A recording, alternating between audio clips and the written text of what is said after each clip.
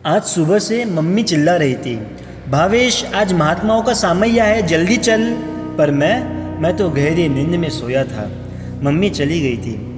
थोड़ी देर बाद मैं उठा, अपने घर के गेट के पास आकर देखा, तब तक तो सामैया आगे जा चुका था और मैं अभी भी नींद में ही था। दोपहर का समय हुआ तो मम्मी ने फिर आवाज़ लगाई, भावेश जा महात्माओं को गोचरी के लिए विनंती करके ले आओ। मैं उपाश्रय आया और देखा तो श्रमण भगवंत गोचरी जाने की तैयारी कर रहे थे। मैंने विनंती की तो साहेब जी मेरे सोसाइटी में पधारे और मैं गोचरी के समय उनके साथ ही रहा। और सच कहूँ ना, जब मैं वापस घर आया तो मेरी माँ की आंखें आंसुओं से भरी हुई थी। गोचरी के समय मैंने देखा कि हर घर में महात्मा को मिठाई फ्रूट आदि की विनंती हुई थी, पर वे तो सिर्फ ज़रूरत नहीं है इतना ही जवाब देते थे।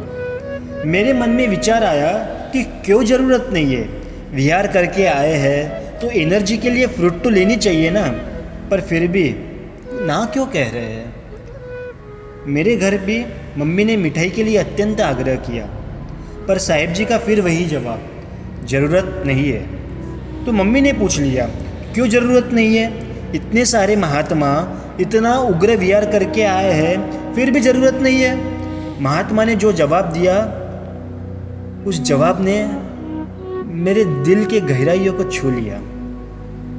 साहेब जी के शब्द थे, कोई भी खास कारण के बिना हम ये नहीं ले सकते, और हम में से बहुत से महात्मा मिठाई और फ्रूट के त्यागी है, इसलिए आप आग्रह मत कीजिए। आज के इस कठिन समय में भी श्रमण भगवंत ऐसे त्यागी है, ये जानकर आनंद तो होता ही है, पर साथ दुख भी होता है। एक घर पर जब महाराज जी ने पूछा कि दूध बाहर है, और जवाब मिला नहीं, दूध तो फ्रिज में है। एक घर में एक भाई सब्जी की विनंती कर रहे थे, श्राविका जी ने उन्हें रोक दिया और कहा, सुनिए, ये सब्जी साधु भगवंतों को चले ऐसी नहीं है, क्योंकि इसमें ऊपर से धनिया डाला है। बहुत से घरों में संकोच के साथ लगभग एक वाक्य सुनाई देता था, साहेब जी अभी रोटी बनने की है।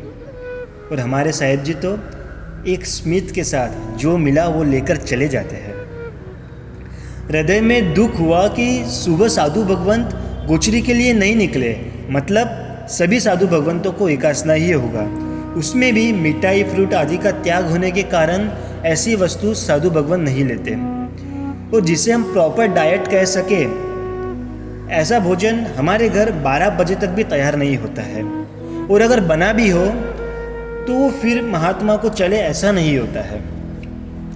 साहेब जी ने एक धार्मिक श्रावक के घर एक बात कही जो दिल में एक टकोर कर गई, जो साधु भगवंतों को न चले ऐसी चीज़ों का इस्तेमाल होना चाहिए। इस बात ने मुझे अंदर तक हिला कर रख दिया कि मैं जैन हूँ तो मेरे घर ऐसा ही खाना होना चाहिए जो मेरे साधु भगवंतों को चले। मैंने देखा कि बहुत से घरों के तो दरवाजे ही बंद थे, और साहेब जी ने मुझे डोरबेल न बजाने की हिदायत पहले से ही दे रखी थी। कई घरों में इंटरलॉक होने की वजह से दरवाजे पर स्टॉपर नहीं था कि जिसे खटखटाया जा सके। कुछ समय तक हाथों से ही दरवाज़ा खटखटाया, अगर खुला तो ठीक, नहीं तो साधु महात्मा उसी प्रसन्नता के साथ वापस आ जाते। मेरे घर पहुंचते ही मैंने कहा, साहेब जी आपकी गोचरी अधूरी है, प्लीज़ थोड़ा ज़्यादा वोहर लीजिए। पर महात्मा जी ने समता के साथ मुझे समझाया, हमारा आचार है कि हम थोड़ा थोड़ा ही वोहरते हैं, जिससे हमें दोष न लगे। महात्मा की ऐसी गोचरी चर्या से आंखें न भिगे तो और क्या हो।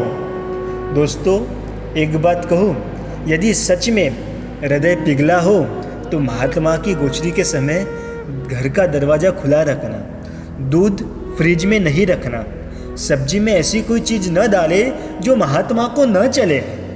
शायद हमारे शुभ कर्म का उदय हो कि ये धर्म पंथ के सारथी, इनके चरण कमल हमारे घर पधारे और हमें लाभ मिले, क्योंकि उन्हें लाभ की ज़रूरत नहीं है, किंतु उनके धर्म लाभ की ज़रूरत हमें बहुत है। वंदे शासनम।